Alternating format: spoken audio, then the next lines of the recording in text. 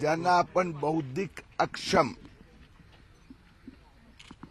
Intellectually disable असा महाराष्ट्रातल्या प्रदेश पातळीवरची ही सगळ्यात मोठी ऑलिम्पिक चॅम्पियनशिप इथे आयोजित करण्यात आली आहे।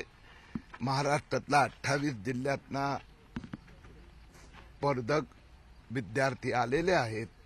आज त्याचं उद्घाटन आहे। 3 दिवस या स्पर्धा चालणार आणि ह्या जे योजना आहेत की एकंदर अशा प्रकारचे महाराष्ट्रात 50,000 विद्यार्थी असू शकतात। शासनाकडे अजूनपर्यंत 10,000 लोकांचं नावाचं रजिस्ट्रेशन आहे। ह्या वर्गाकडे अधिक लक्ष द्यावं असे हे कार्यालय मंत्रालय मुख्यमंत्री एकनाथ शिंदेकडे आहेत। मैं आज त्याचं उद्घाटन करना है। 3 दिवस अमृत नोनी आर्थो प्लस, ये एक प्रूवन फॉर्मूला है। इसमें मौजूद नोनी फल के गुण और आयुर्वेदिक जड़ी बूटियां शरीर को जरूरी पोषक तत्व देने के साथ साथ हड्डियों और जोड़ों के घिसने, उनमें होने वाले सूजन और दर्द को रोकने में मदद करता है। दर्द मुक्त जीवन के लिए अमृत नोनी आर्थो प्लस स्पर्धा चालणार आहेत। राज्य सरकार पण याला पूर्ण पाठिंबा देत आहे। सर, किशोरी पेडणेकर आणि संदीप राऊत यांची आज ईडी चौकशी सुरू आहे। तुमचे आरोप होते या सगळ्या याच्यावर काय सांगणार?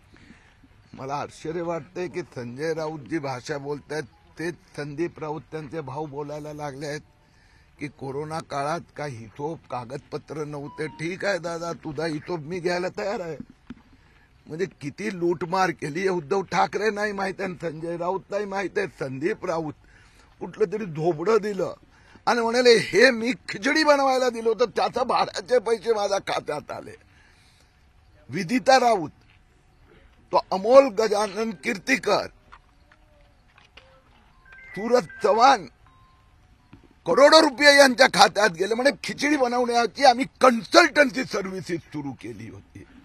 उद्धव ठाकरेचे पार्टनर रवींद्र वायकरला कोरोना काळात उद्धव ठाकरेंनी 500 कोटी रुपयाचं हॉटेल किशोरी पेडणेकरनी न सुरू झालेलं कोविड सेंटर महालक्ष्मीचं न सुरू झालेलं त्याचा साफसफाईचा कॉन्ट्रॅक्ट किशोरी पेडणेकरनी आपल्या मुलाला कंपनीला दिला। लाखो रुपये सफाईचे दिले। मुंबईची साफसफाई करण्याचं पाप उद्धव ठाकरे सेनेने केलं आहे। हिशोब तर द्यावाच लागणार। संजय राऊतांनी गंभीर मर्यादित आहे की यांचे दागेदोरे मातोश्रीपर्यंत पण गेले असं वाटतं मला। आता सरळ आहे ना, वायकर येऊन गेले, महापालिकेच्या कर्मचाऱ्यांना बोलवलं जाणार। 500 कोटीचं हॉटेल इलिगल परमिशन कोणी दिली? वायकर म्हणतात आयुक्तांनी दिली। आयुक्त म्हणणार मुझे तो आदेश आया था, मी तर सांगितलं आयुक्तांना बोलवायला हवं। असं आहे सगळे सेनेचे नेते, उद्धव ठाकरे सेनेचे नेते, हे जे खिचडीचे कॉन्ट्रॅक्ट मिळाले, हॉस्पिटलचे कॉन्ट्रॅक्ट मिळाले, करोडो रुपये लंपास झाले, तर उद्धव ठाकरे आणि आदित्य ठाकरेचा माहितीशिवाय होऊच शकत नाही। संजय राऊतांनी गंभीर आरोप केला की 5 महिला तुमच्या विरोधात तक्रार करायला आमच्याकडे आलेल्या आहेत, त्यांना मी जनतेच्या न्यायालयात आणणार। आतापर्यंत संजय राऊतने 37 आरोप केले। त्या 37 पैकी दमडीचा एक आरोपाचं कागदपत्र तो ठेवू शकलेला नाही आहे।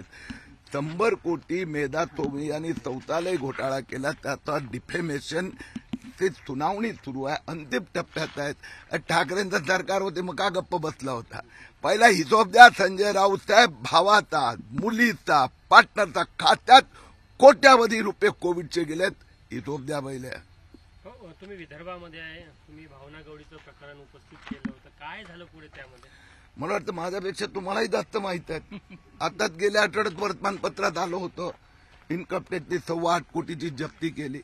म्हणून असं आहे, घोटाळे आपण काढल्यानंतर न्यायालय आणि तपास यंत्रणा त्याच्यावर कारवाई सुरू करत असते।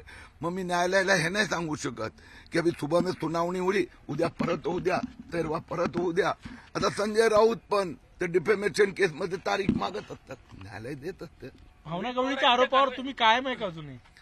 आता मी कायम राहण्याचा प्रश्नच नाही राहिले, कारण की हे न्यायालयात सुनावणी सुरू आहे आणि सुनावणी दरम्यान कोर्टाला डिरेक्शन देणं हे योग्य नाही। रोहित पवारांनी ज्या प्रकारे तिथे शक्ती प्रदर्शन केलं, काय वाटतंय? कारवाईला देखील त्यांनी शरद पवारांप्रमाणे एक इव्हेंट केला।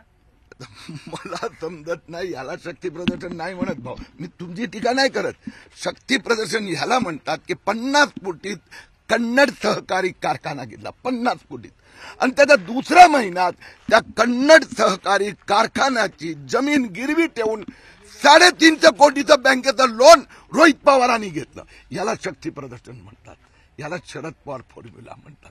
त्याचा हिशोब रोहित पवारांना द्यावा लागणार. बरं, तुम्ही फक्त आज याच कार्यक्रमात सहभागी होणार की विदर्भातही काही अजून शोधणार? मी हा जो कार्यक्रम नाही, हा मिशन आहे, आणि या मिशनसाठी डॉक्टर मेधा सोमय्यांनी पण आता लक्ष घालायची सुरुवात केली आहे. त्यांचा सोबत उभं राहणं, त्यासाठी मी आलोय आज. फक्त हाच कार्यक्रम. Thank you sir.